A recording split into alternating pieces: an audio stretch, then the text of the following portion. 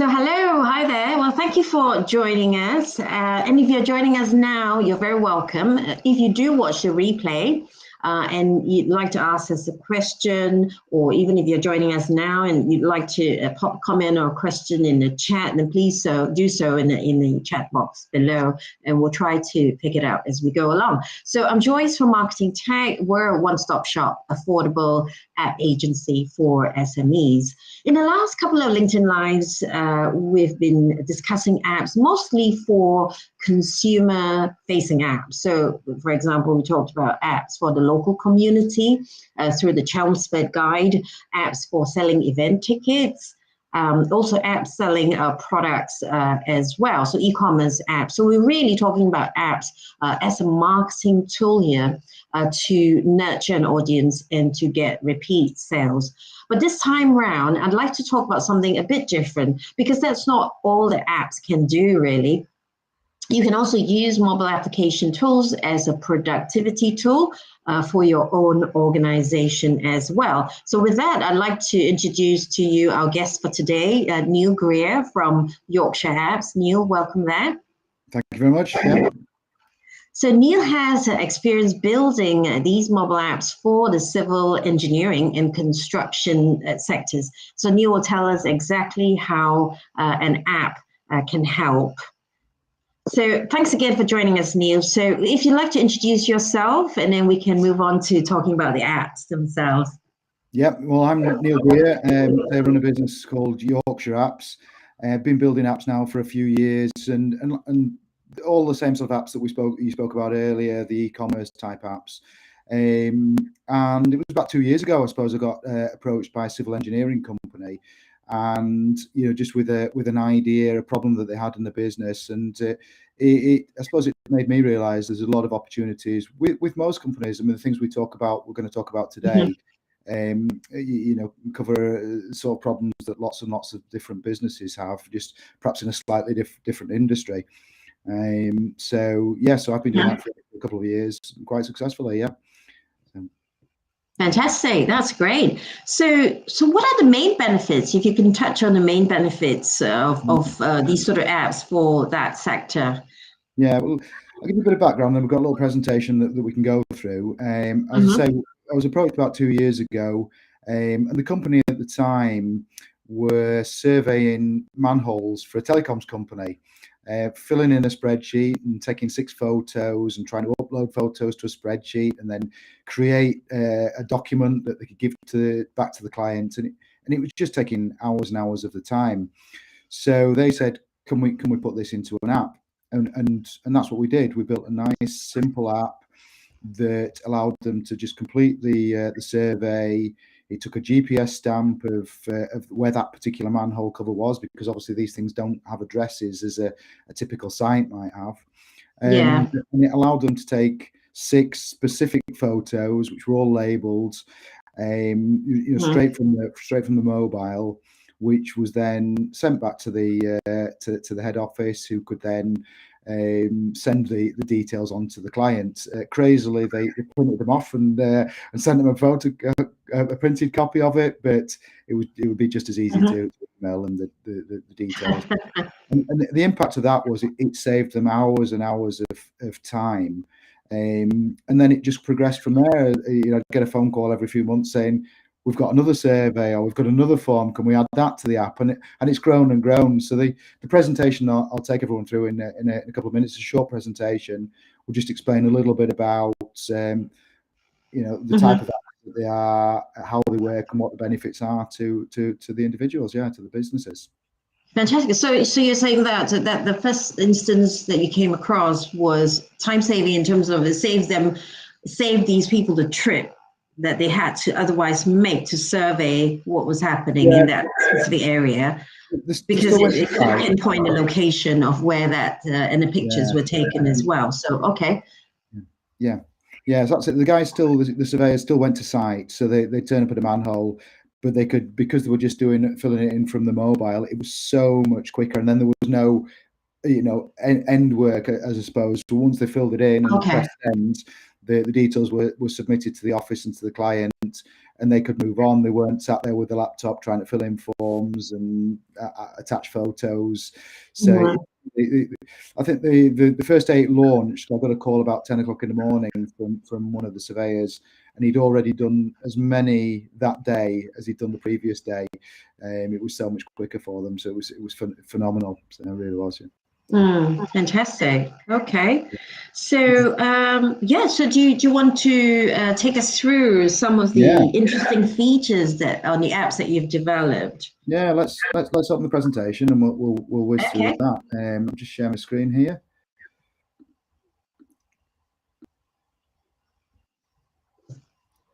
Okay, so the apps that are built, they're what's called a progressive web PWA. Now that means they don't sit on the App Store. They're downloaded from a QR code, and the beauty is they don't take any memory on the phone because they are web apps. The client can then control access to it, so they only give the app to the people that they want to use it. And when we build them, there's various layouts. We build it with the client in mind. We show them the different options. We add their branding, and then this one is probably the most common layout that we use. This picture on the right. There's a click to call and a click to WhatsApp button to make it easy to contact the office. In the middle, which opens up the menu, so the navigation is really simple, very user friendly. Yes, it looks very simple. Yeah. There's, I'd say every app is built individually, so it's built for the company and their particular needs. And all the forms that you fill in briefs, your risk assessments, vehicle checks, site photos, access records. There's probably 30 or 40 on most of the apps that we build. Give us the paper copies. We'll digitize them and add them into the app, and then we probably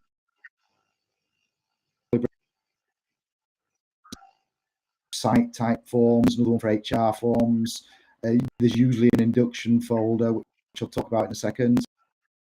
Nice and simple, easy to use. Once they need to complete a form,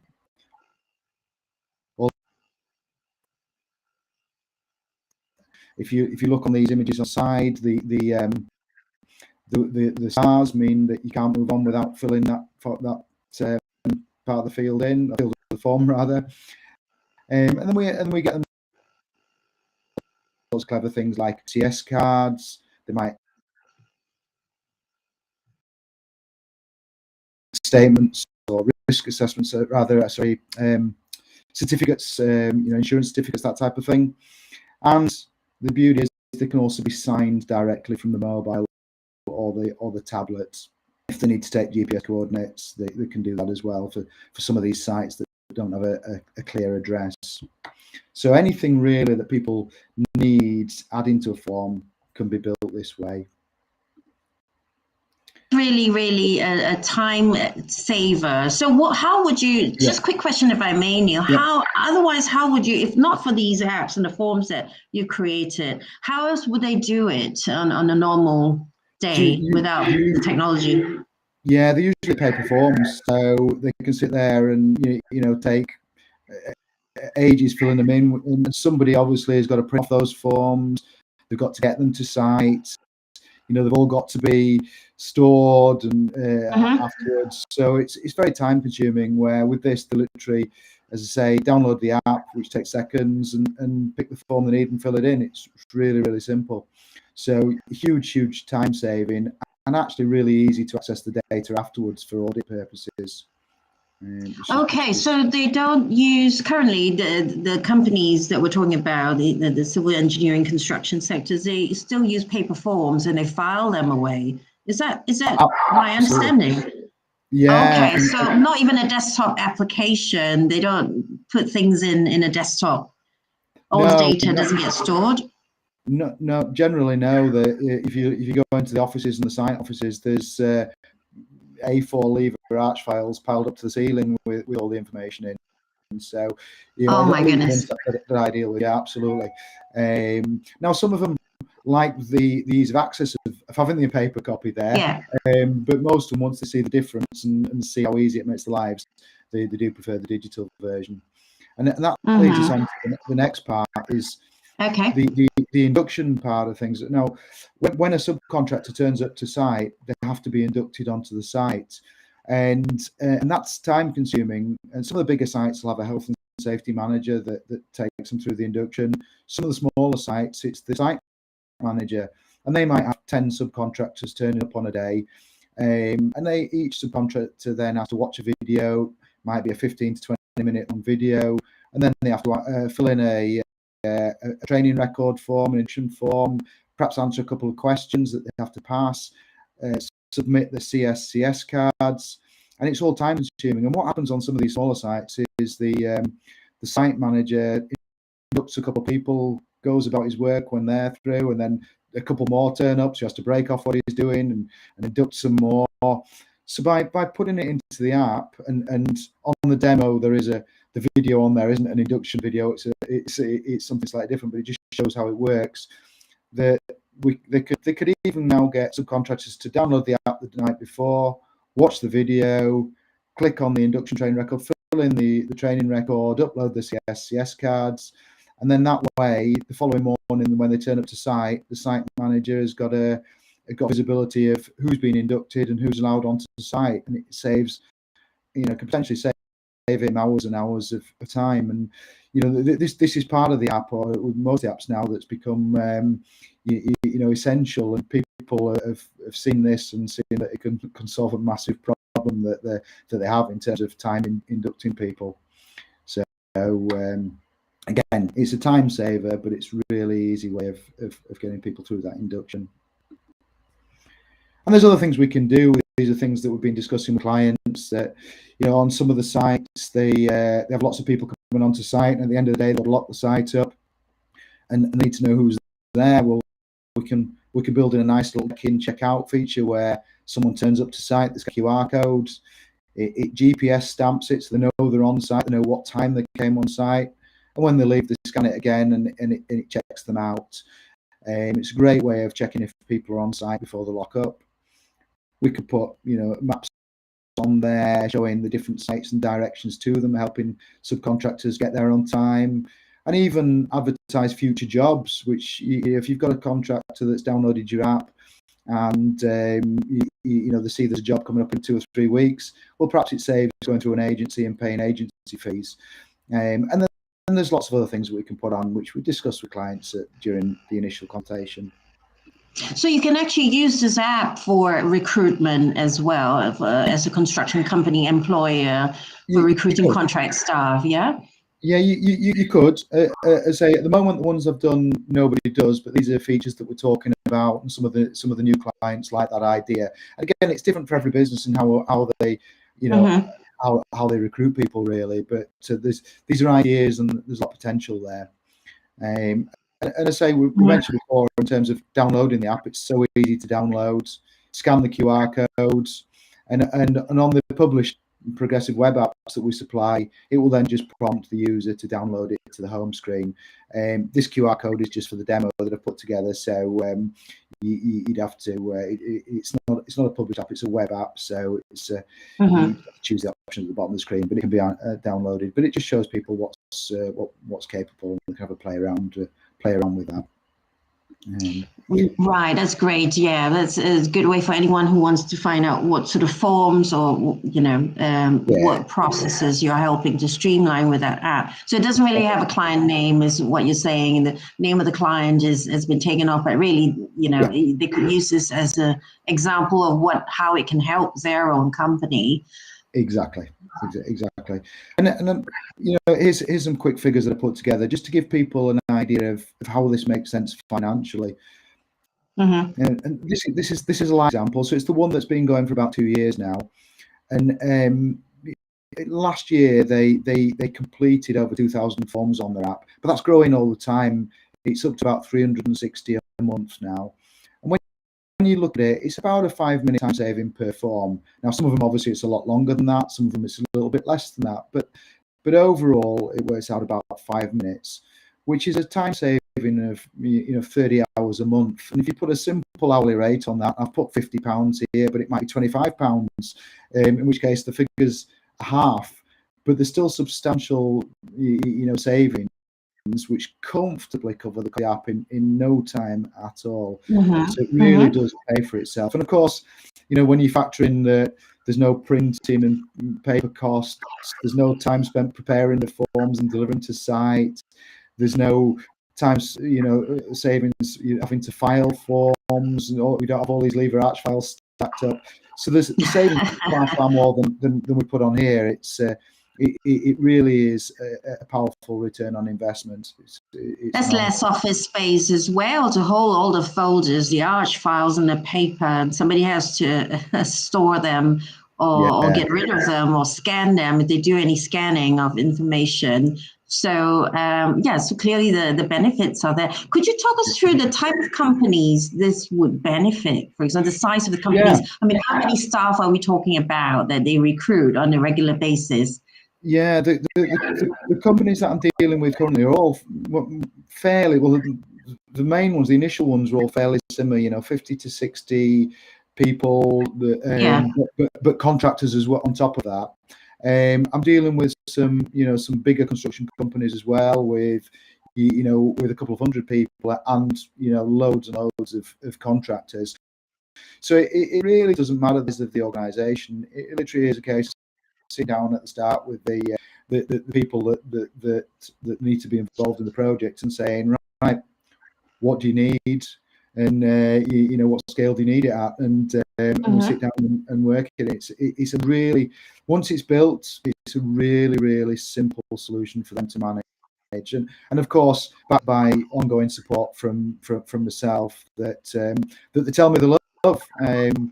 So when we look at it, the summary on this thing, it's easy to use, it saves time and money, it's really flexible, it's built for the business, it's got excellent return on investment, it's excellent for audit purposes, all that information's there at the touch of a button, and it is, as I say, backed up by excellent ongoing support, because things change. The initial one that I did for the civil engineering company, they sent me another form this week, which we put on there, which was an HGV checklist for when someone's using, driving an HGV. So, these things are done within 24 hours whenever they ask, and forms tweaked and changed. And that's the nature of the business, that it needs to be flexible and it needs to continue doing what they need it to do.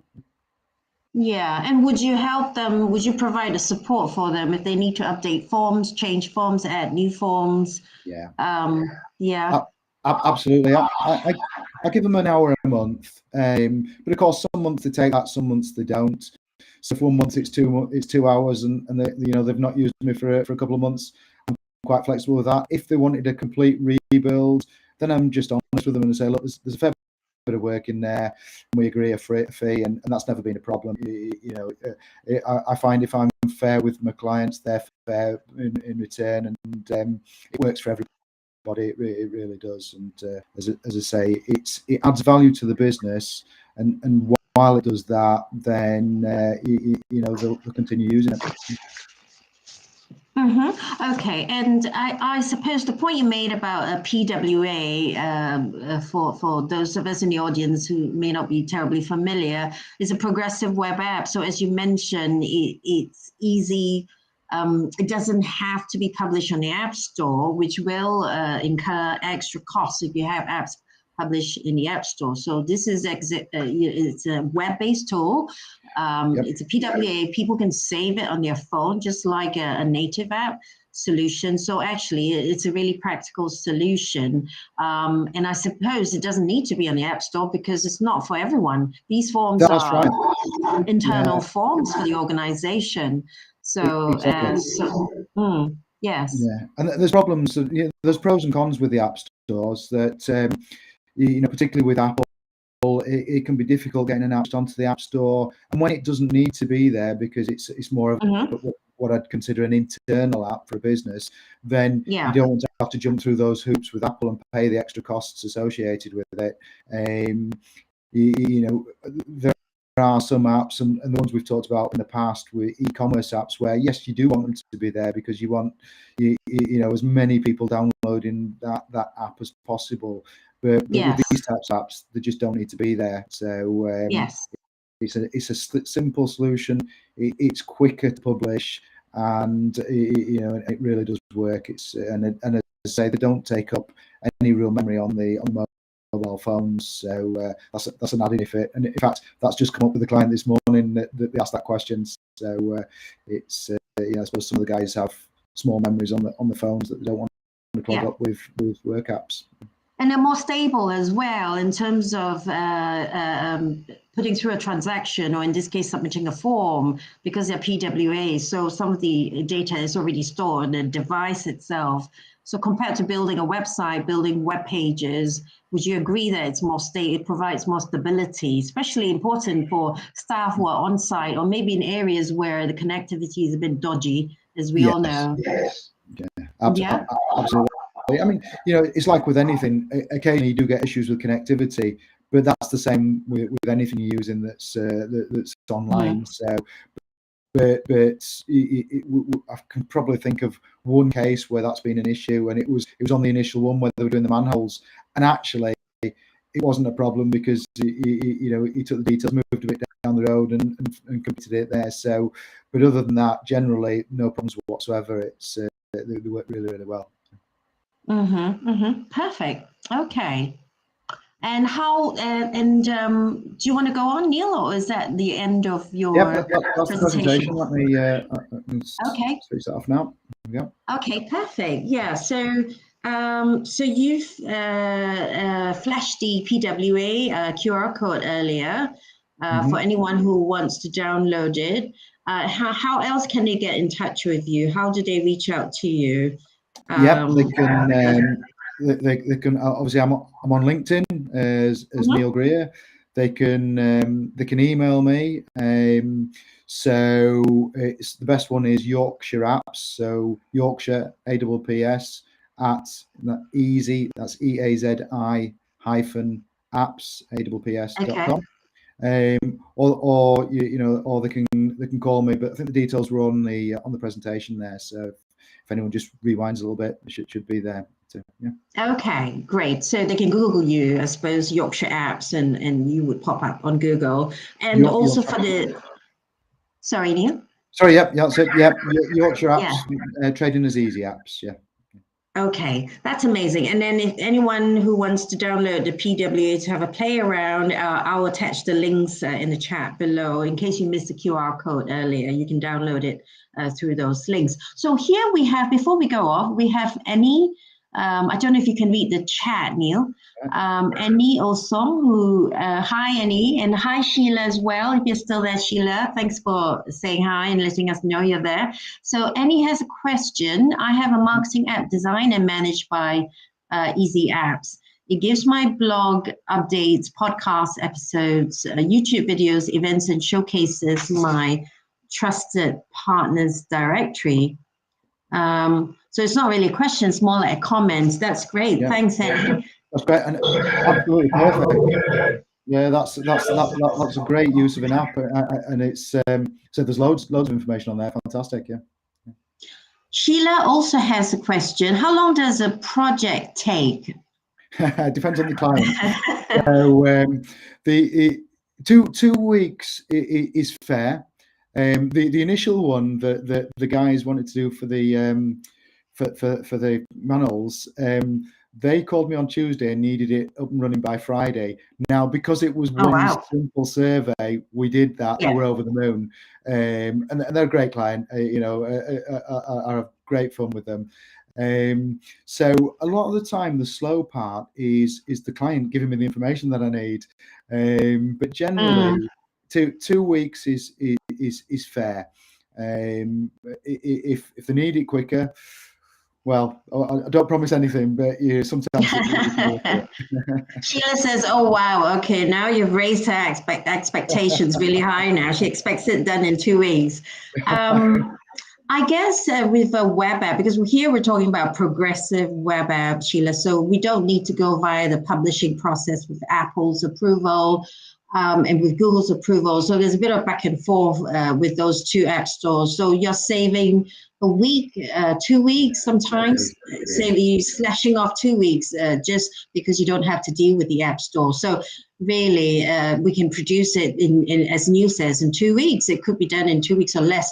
But again, I'll reiterate, because that really is the bottleneck sometimes with clients giving the right information at the same time in the right format that we need to do the job. Is that right, Neil? Yeah, absolutely. As long as I've got the information, you know, I'll tell people outside. I mean, obviously, if I'm snowed under, I might have to, you know, borrow some resource somewhere else. But generally, 2 weeks is fair. But the Apple Store is the slow one, because, you know, but we're not doing that with the progressive web apps. But if we're trying to put one on the App Store, you've got to open your account with Apple. They always call, and it's 0035 number, and nobody answers the phone, and then that delays it, and then we put the app to Apple, and there might be one little thing that they don't like, and which we've got to tweak, and it can be a slow process. So it usually adds 2 weeks onto anything. But progressive web apps, none of that. It's really simple. Yes, you don't need to do that, and it's more private as well, because the link is only shared amongst people within that organization. So not saying that Apple App Store apps are no good, but of course for consumer-facing apps, and there is a need to be publishing these apps for the public to download. But if it's not not a consumer-facing app, tongue twister there, then there's no need to go through the Apple or the Google publishing process there. Great, thank you very much for that, Neil. That's great. Is there anything else you'd like to add before we say goodbye? No. Just, you know, thank you for giving me the time. It's been great, and you know, I hope that it was valuable for everybody. Yeah. Okay, thanks very much, and thanks Sheila, Annie, for your comments as well, and hope to see you guys next time in our next live. Thank you. Yeah. Thank you. Thanks everyone.